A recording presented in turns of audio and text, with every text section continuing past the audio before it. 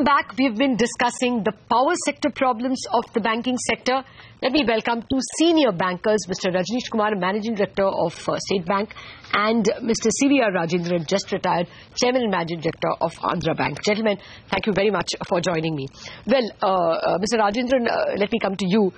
You must have been around when, in 2013, 5 generation companies, distribution companies were given a restructuring, and you banks agreed to fund losses for 2 more years. As of now, what info do you have? RSEB, we know, is asking for a restructuring. What about the others? Are they out of the woods, or will they also be coming asking for more? No, we have big exposure on the Andhra Pradesh Electricity Board of the undivided Andhra Pradesh, which is now divided into Andhra Pradesh and Telangana. And both the electricity boards are showing interest in prematurely closing the loans, actually. And they feel that they are paying so no higher problem rate with of Andhra. Yes. With any of the rest, Andhra and Telangana both will be in a position to prematurely close all the loans and borrow at a much lesser rate. That's what they are hoping. Yes. The electricity board health is in good condition, and they are not asked for even the additional loss of funding of the losses also. Okay. So that is good. Tamil Nadu, my exposure is very limited in the Andhra Bank, but they have not shown much of progress even in the tariff revision as well as in the restructuring also. We are funding the losses. For 12-13, 13-14 and 14-15 also we have funded. With that, loss funding is over. From 15 onwards, from the year 15-16 onwards, they should start servicing it. Interest is being serviced with a little delay. When the principal servicing comes, we have to see whether they are able to maintain this servicing part. But your hunch is that they are still in trouble. They have still problems. They don't have sufficient cash flows. The state government has to make good. State government has to make good. Okay. So as far as Rajasthan is concerned, the cut-off date was around 12. Year 12 is the cut-off date. So from year 15 onwards, they must start servicing the principal also. I understand that they have sent a request now stating that as this restructuring was implemented only in the year 13. You give a 3-year moratorium as suggested by the original restructuring proposal. So from year 16 onwards, we will start repaying. That is what they are telling. The tariff revision should have taken place from April 1st onwards every year. First year it has taken place from April 1st onwards. Second year it has taken place from June. Third year I am told even now it is not taken place yet. Maybe for political reasons they have postponed a bit. As a result, the cash flow also affected to that extent. The cash flows are not sufficient even to service the interest as agreed. So as on date they are servicing the interest with some delay. SMA 2 loans? SMA 2 loans as on date, because they are not able to service the interest on date. Of course, if the principal servicing also comes, I doubt whether they will have the ability to service it unless the state government comes and service it. On the other hand, 50% of the loan was converted into the state supported loans, state government loans. I mean, loans of discount guaranteed by the state government, and when they convert it into a SDL or SLR status special securities, they are able to borrow at a much lesser rate. They got a lot of benefit because the loans were given at 13.25 or 12.25 rates, and 50% of the loans were converted at 9.30% for Rajasthan. To that extent, interest saving is there for them.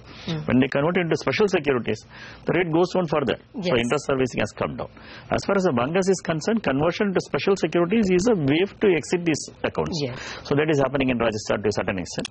Of course, the 9.30% securities, even though the rate is attractive, there are no buyers in the market. So as such, I am not able to exit these bonds. I am holding on this as a non-SLR bond, yielding 9.30% instead of getting 13.3%. At least that is getting serviced. So to that extent, that 50% of the loan seems to be getting serviced, and we may have an exit. Very quickly on Andhra, on Uttar Pradesh, Haryana? Uttar Pradesh, I don't have an exposure. Uttar Pradesh and Haryana. Not Haryana as well. I never had it. Mr. Rajnish Kumar, you have any problems with any of these 5 discoms? As of now, not much, and our exposure to state discoms is very limited. So we have some exposures in Tamil Nadu, but otherwise our exposures are very, very manageable. And as of now, there is no irregularity or there is no problem. Do you fear the TNEB? But going forward, do you fear TNEB will ask for a restructuring, or do you think they will manage? No, they may ask for restructuring, but restructuring even when last happened. So it was felt that it is all a temporary solution. The problem which affects the distribution sector or the power sector are much more complex, and they are common knowledge. Everybody knows that in the entire value chain. It is the end consumer. And unless you are able to recover the right price from them, and the consumers of point of view is also that the good consumers who pay in time, they have to pay higher, and the people who steal, they are least bothered about what the power rate is. So this is a very deep problem, and there have been several programs since 2001. There was a program launched, Mr. Rajnish Kumar, Mr. Rajnish Kumar, we'll leave that aside because we have only about 10 minutes more to discuss the problem. I understand that they have T&D problems and they have ATC problems, as we call them, a short form, a sophisticated way of saying that that stolen power is not paid for. But my point is, any information at all if Haryana and Uttar Pradesh will also come for restructuring, are you exposed to them? Are they at least reducing their losses? I have not studied their financial statements recently, but UP, I think there may be a problem. And as I said, that our exposure in UP is hardly anything. Haryana also much less. But their payment record so far is satisfactory, I would say. So loans are being serviced, but it is possible that even in FY16 losses may have to be funded. So you think the problems could come to a head now because you all won't fund losses and the state government will have to therefore make good. So is that likely to be a problem area in Haryana and Uttar Pradesh in the current year? Not in the current year, but next year maybe. And as I said, that as far as funding of losses is concerned, so banks are not going to fund the losses. Ultimately, government will have to find a solution. But if any proposal comes in, and as you know, there is a evaluation process, you have to look at on merits, how safe your funding is. So a lot of factors go into it. So unless there is a definitive proposal on the table, it is also very difficult to state our position that what will happen. Unless we see the proposal, we can't take a step. I take your point, though I have it from fairly reliable sources in the Reserve Bank that there is no question that they will give any regulatory forbearance this time around. It's almost a rating agency requirement, a rating agency threat that further forbearance cannot be given. And therefore, I would assume that the problem could be precipitated at the DISCOM level. Let me come more to the power generator level, Mr. Rajnish Kumar, because there, you are more directly involved.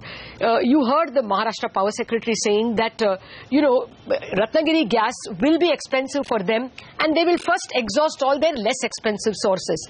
The Power Secretary was almost clear that he is going to be reluctant to buy expensive power. Do you think that the problems of the gas-based power companies has been resolved at all? I mean, if Ratnagiri gas, where MSEB has a stake, is unwilling to buy, do you think that other gas-based power companies will be able to sell? Right. So all the power plants which have been started, they have been under the support from the Power Ministry.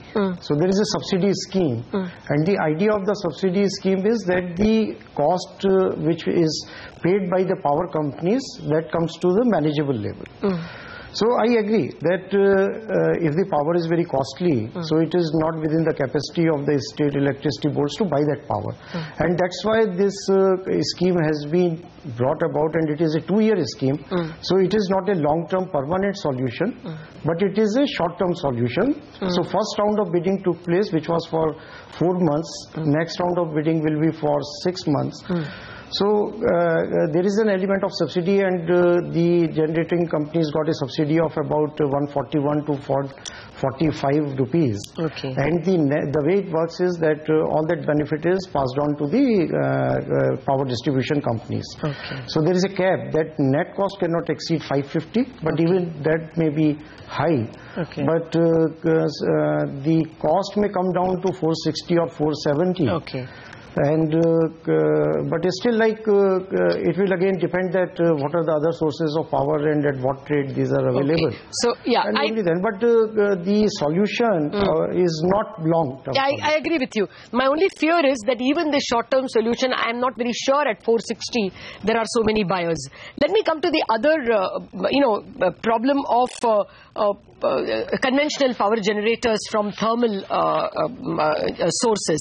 We know that for the record, in FY15, there was a substantial increase in fresh generation capacity. Just as the Maharashtra government told us, most of the states are unwilling to sign new PPAs. Do you think you will have a problem even as power generators start commissioning their capacity?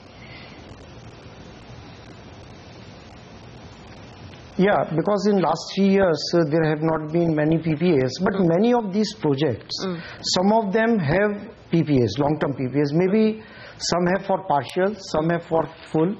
Yesterday you might have seen advertisement of Lalitpur, and they have a PPA for the full capacity with UP government. 2 months back, Hindustan National Power, they commissioned their plant, they have PPA. So there are many power companies who have long-term PPAs. Problem will be for those companies who either have no PPA or have partial PPA.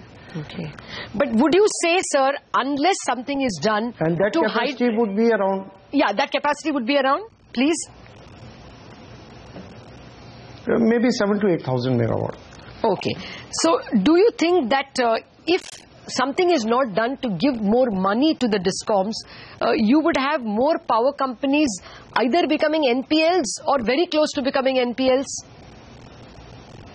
The companies which do not have PPAs, so there will be definitely a problem for the banks on that front. And on those companies, which bank has how much exposure, that statistics I don't have at the moment. Okay. But the figure which I indicated about 7,000 to 8,000 megawatt, where either PPAs are absent or partially available. Okay. So those power plants will have a problem.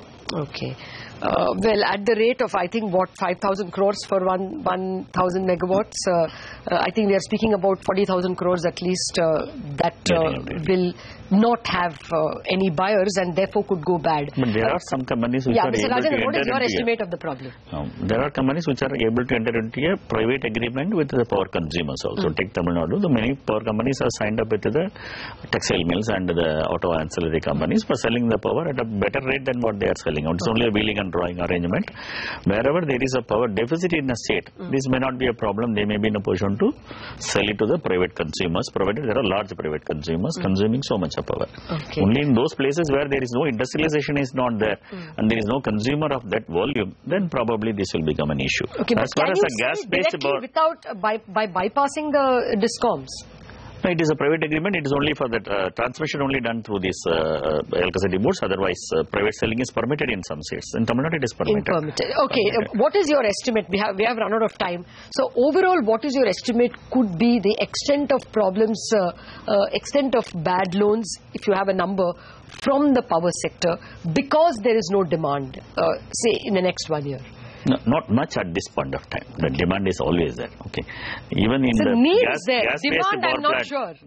Need is there. That's what I'm saying. Need is there. But as Maharashtra Power Secretary said, he is not signed last year. Electricity boards are not willing to buy the power because they don't have the capacity to pay. Whatever they are buying incrementally, they are selling at a loss again. So they are not interested in buying. So therefore, how much do you estimate? Already, Mr. Rajnish Kumar admits that 8,000 megawatts is in danger. Do you think this year? Rajnish should have the right estimate because he was in the SBI caps and he was helping most of these companies. Do you think this year there will be more? There could be. But not 8,000 will become a problem because 8,000, some of them will be in a position to sell it on a private agreement. Similarly, in the gas-based power plant also, most of them have a power purchase agreement where it's a cost-plus contract. In the entire Andhra Godavari basin, it's all power purchase agreements which is a cost-plus contract. Whatever be the gas price, plus do you think the Telangana SEB or the Andhra SEB will have the money to honor it? But if they have a PPA, they will honor it. And these governments will honor it. As far as Andhra and Telangana is concerned, they are in a better position. They will honor that. Okay. Mr. Rajesh Kumar, final question to you. You told us that at the moment there are 8,000 megawatts probably without demand backing, PPA backing. In FY16, will that amount increase? I will just a correction, Latha. Latha, just a correction. What I said is that about 7,000 to 8,000 megawatt power, they don't have long-term PPAs. But how they sell power is one Mr. Rajendran clarified is about the private companies, and another is they sell it in the open market through power exchange. So what happens during peak periods, like we are witnessing the power grid, so the rate has gone up more than 4 rupees. So it's not that everything will become an NPA, and if you get the advantage of 5/25 scheme, so through that I think their serviceability will have to be looked into.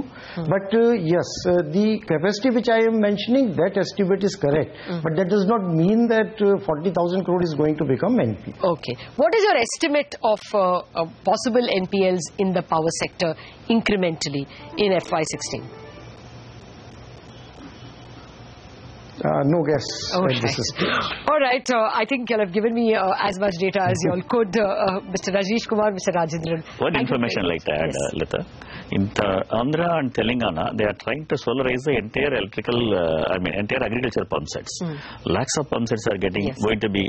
Then the demand from the agriculture segment will come down, and the subsidy on the agriculture segment will also move out of the electricity boards. That may also help the electricity boards to become much more viable. Andhra and Telangana is a good model actually. This is the central government's push as well to solarize the entire agricultural demand so that the subsidy comes down. Well, perhaps in 2-3 years down the line that would be a more permanent solution. But clearly, as the Maharashtra Power Secretary told us and as the bankers are saying, there is an intermediate problem, and that lies with the power discoms. We will have to see how these get resolved by the state governments and the central government. Thanks for watching this edition of Indianomics.